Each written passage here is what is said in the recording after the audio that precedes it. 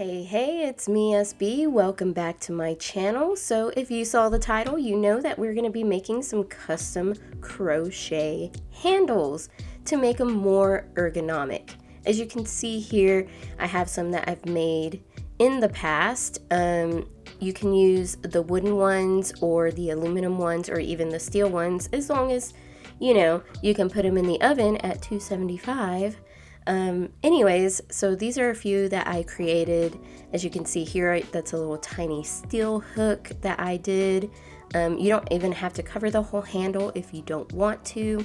You can add designs, you can do whatever you want with them. Basically, this is just a video showing you some inspiration. You don't have to do exactly what I do. I'm just showing you that you can do it with a little bit of time and a little bit of patience, and you can make it look even more extra by doing some extra steps, which I will also show you in this video. So let's go ahead and get to it. What you're gonna need is some polymer clay, whether it's scrap clay or some new clay that you bought. I actually bought this one at Michael's for $17.99 with a 40% off coupon. So you can find it relatively inexpensive if you have a coupon. So let's get to it. Alright, so let's go ahead and get started with the clay that you are going to be adding to your crochet hook. I am using white as my base because I'm going to be putting a veneer over it or a design over it. And I just wanted something to, to place it on top of, so that way I wouldn't use a whole lot of that clay. Now, you're not going to need a whole lot just for one crochet hook.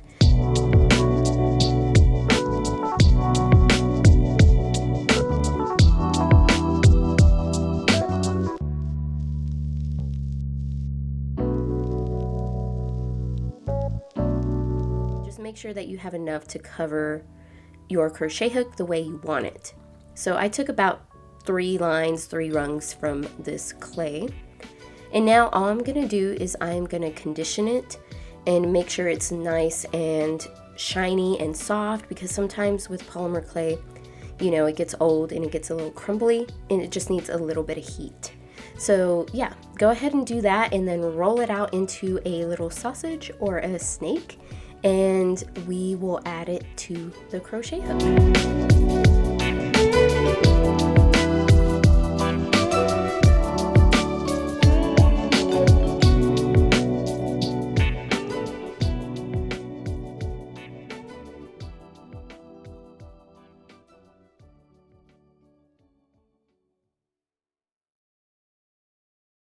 So the size that you roll out your little snake out to is really dependent on how big you want your handle to be or how thick you want it to be. The size that I did is probably about the circumference of my pinky nail. So, everybody's fingers are different, but just for reference. What I'm going to do now is I'm going to take some alcohol and I'm going to clean off my crochet hook, just to get off the oils from your hands and everything, and this is going to help it adhere even better. I forgot to mention, but it's really kind of optional, have some Bake and Bond available to you, because sometimes it will stick to the aluminum and the metal crochet hooks and the wood and stuff, but you might be able to pull it off physically, like if you put enough pressure on it. So you just need a tiny bit. If you're not too concerned about it, it should stick if your polymer clay is sticky enough. So all I'm going to do is I'm measuring out my polymer clay to how big I want it, or how long, and I'm just cutting it. And then what I'm going to do is I'm going to slice down the middle. This is just going to make it a little easier to put it on the crochet hook. You could just squish it around, but it's kind of hard to get it even, or as even as you can. It really is. And even this is hard to get even because you can't go directly down the center. But I'm just going to place it in there and kind of squeeze it to where it's kind of centered, and then just wrap my clay around it. And and I'm just going to smooth everything out and just roll it, and you'll see here in a minute how I do this.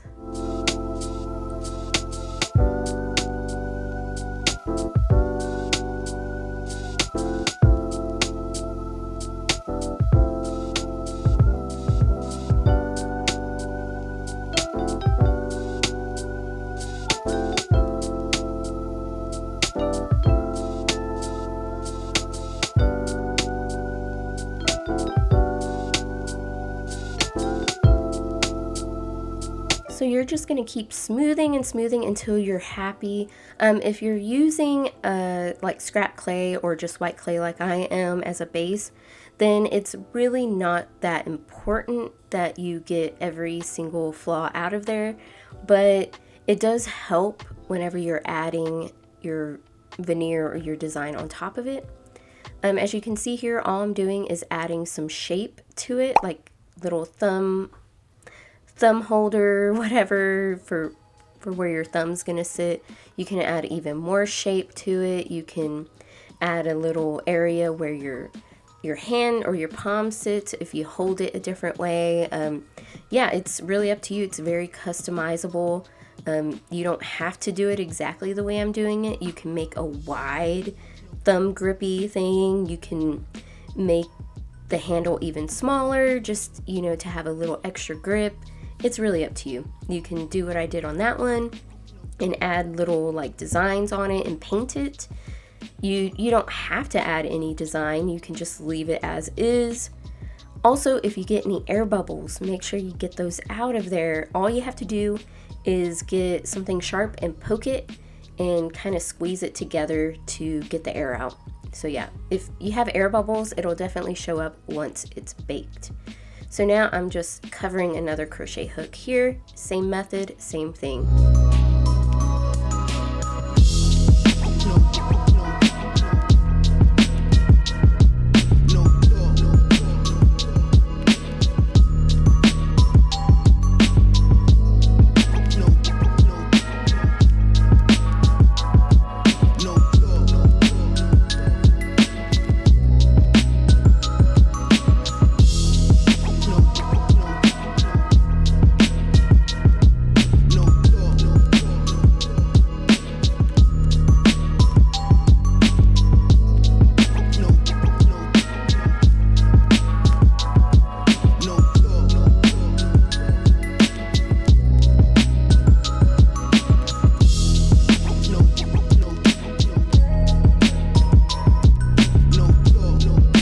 So once you get everything done, we are going to bake this according to your Polymer Clay's instructions. Mine is 275 per 1/4 inch of Polymer Clay. So what I'm going to do is I'm just gonna like flash bake it or pre-bake it, and I'm only going to put it in my oven for about 15 minutes. If you are just creating a crochet handle, I suggest that you put it in there for at least 20 to 25 minutes at 275, just to make sure that everything gets fully cured. So I'm going to go ahead and do that, and I will be back when it's done. I always forget to mention this, but I bake mine on some cardstock that is accordion style folded, and this just helps, you know, distribute the heat and make it to where it doesn't get that shiny spot on it. So just a little tidbit.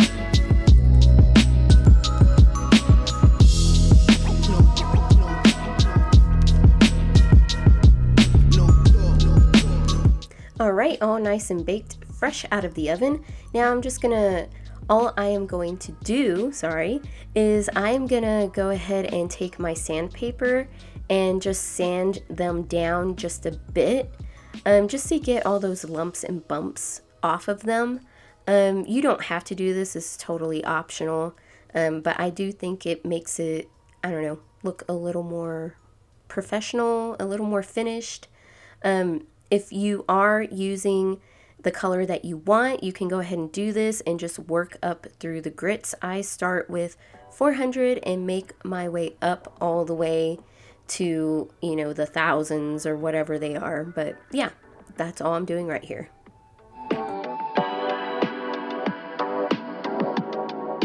tidbit of information: if you get a bowl of water with a little bit of dish soap, it makes it a little easier to sand it down because it doesn't gum up the sandpaper. So, you know, just a little tidbit.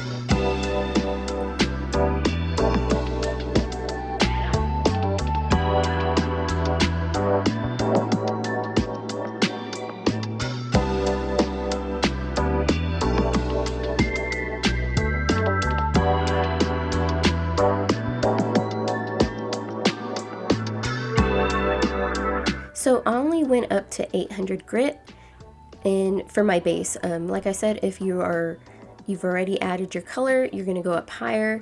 Let's go ahead and add some Bake and Bond to our base.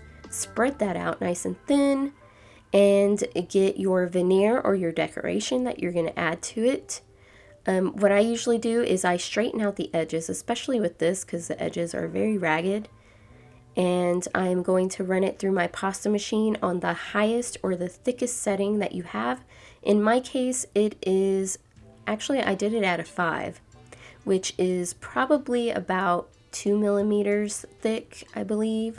I just kind of went in the center. I thought I did the thickest setting, but I didn't. Anyways, I'm just gonna smooth out my veneer or my decoration and just get it really, really smooth. Try to get rid of all those air bubbles. Try to close up that gap nice and pretty so that way I don't mess up my design or anything. Taper off the ends, cut off any excess, you know, the usual.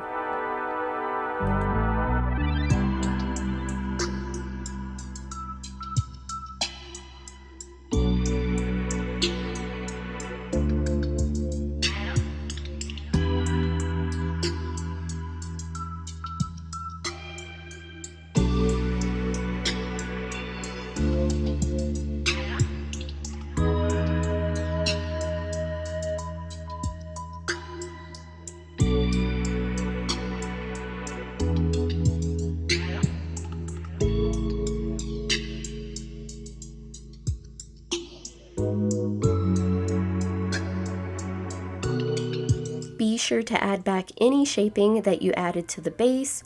Use your palms to smooth out any fingerprints that may have been left behind. Be sure to pay attention and make sure that there are no air bubbles trapped underneath. And yeah, this one is done. So I'm going to move on to the next one, which we're going to do a different style, and I'm going to create a different decoration for it, or veneer.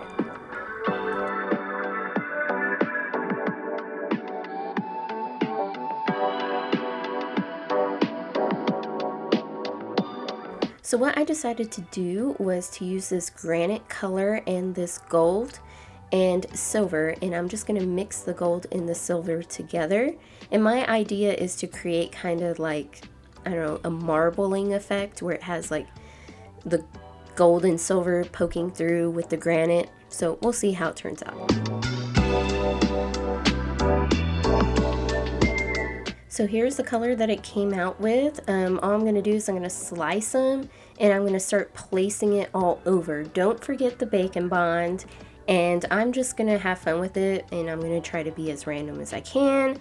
And yeah, basically do the same thing that we did with the first one, except it's going to be a little more bumpy, so I'm going to have to work a little harder to get all of those lumps and bumps out of there, but still fun nonetheless.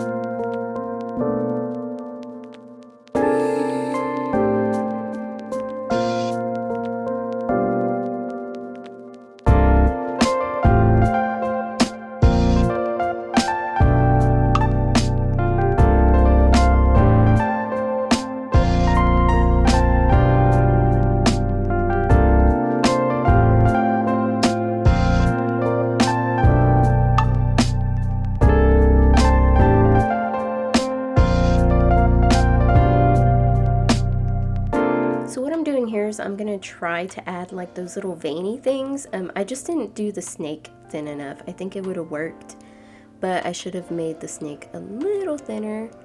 But I think it still came out pretty cool. You'll see it once it's all baked and everything, it comes out really nice. And then what I'm gonna do here is I'm gonna take that little bead that you saw at the very beginning of the video that I didn't talk about it until now, and what I'm gonna do is I'm gonna add texture to it. So that's a good way to get away from like having to sand it down or anything. Just add texture and then you don't have to worry about it. So that's all I do here. It kind of makes it look like hammered metal. So once you get everything complete, go ahead and throw them in the oven at 275 for around 25 minutes. This is just so you can make sure that everything is completely cured and you know it's not going to crumble on you. Alright, so once you do all that's left to do is to go ahead and sand it. What I have here are some polishing cloths, and they start from 400 grit and go all the way up to 3000, I believe. And I'm just going to go through, dip it in my water, sand it down, and go through all of the grits. And you'll see how shiny it gets. So this is definitely an optional step for you. You can also just glaze it with some Sculpey gloss glaze, and you will be all set and ready to go.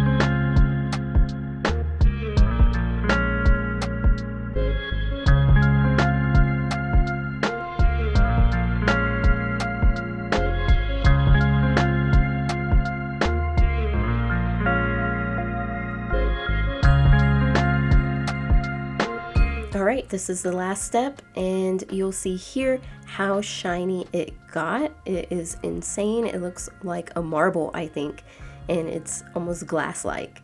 So all I'm going to do with the textured one is just go over it with the higher grit one just to give it that little shine on the textured areas. And these will be all complete and ready to use. I think this is a great way to maybe make a gift for somebody or even a gift for yourself, because you did put a lot of time and they're really nice to use. So anyways, guys, thank you so much for watching. I hope this inspires you to do something similar, and I will catch y'all in the next video. Stay crafty. See you later. Bye.